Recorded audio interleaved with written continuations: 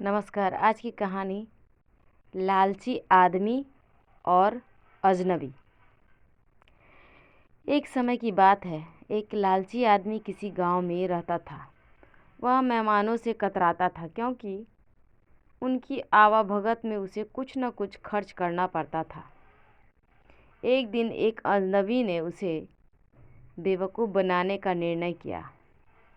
हुआ यह कि जैसे ही उस लालची की बीवी ने खाना परोसने की बात की, अजनबी उनके घर पहुंच गया।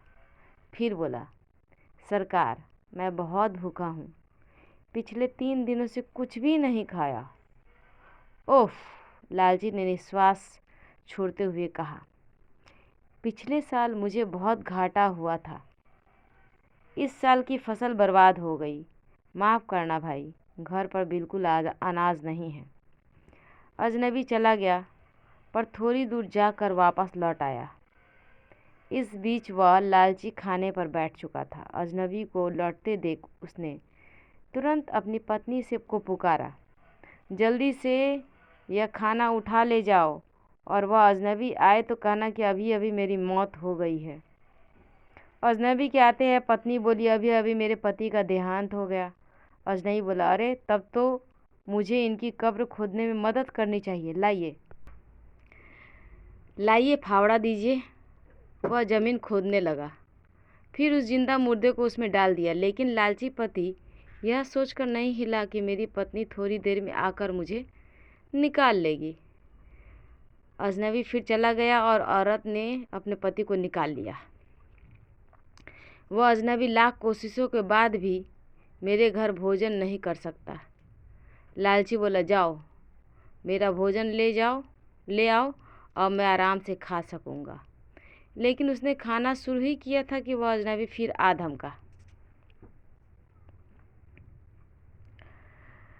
उस लालची ने जल्दी से अपना भोजन समेट पेट में उड़ेल दिया।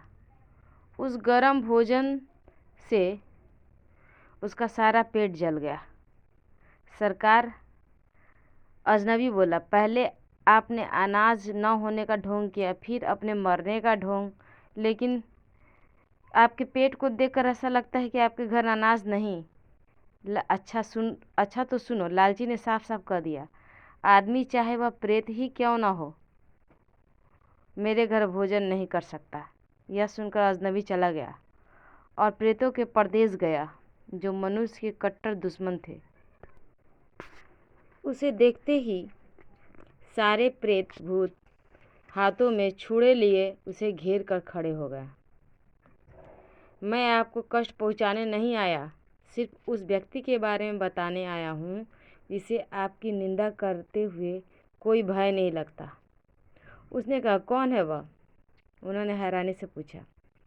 वह बड़ा लालची है, और उसने कसम खाई कि इंसान तो क्या, कोई प्रेत भी उसका अनाज नहीं खा सकता। ऐसी बात है? प्रेतों ने कहा, अच्छा, तुम अपने गांव जाओ, हम सब उससे वहीं निबट लेंगे। बात का पता लगने पर लालची ने उसे चोरी के विषय में मुखिया को बताना चाहा। तभी गांव के रास्ते में उसकी भेंट एक प्रेत से हुई, जो मनुष्य के भेष में था।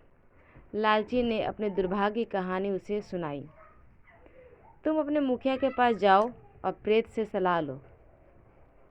उससे कहो कि अगर अपना अनाज नहीं मिला तो तुम उसी के दरवाज़ा पर बैठे बैठे दम तोड़ दोगे।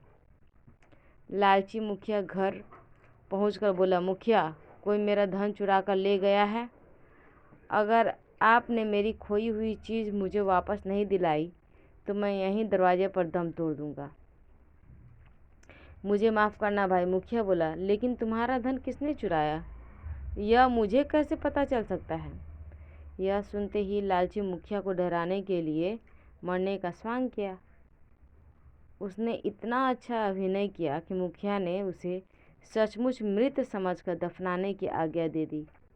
इस बार सारे गांव वालों ने उस अजनबी की सहायता से उसे इतना नीचे गाड़ दिया कि फिर वह कभी अपनी कब्र से बाहर नहीं निकल सका। उस दिन उस गांव के लोग अजनबियों को खाने के लिए कभी मना नहीं करते।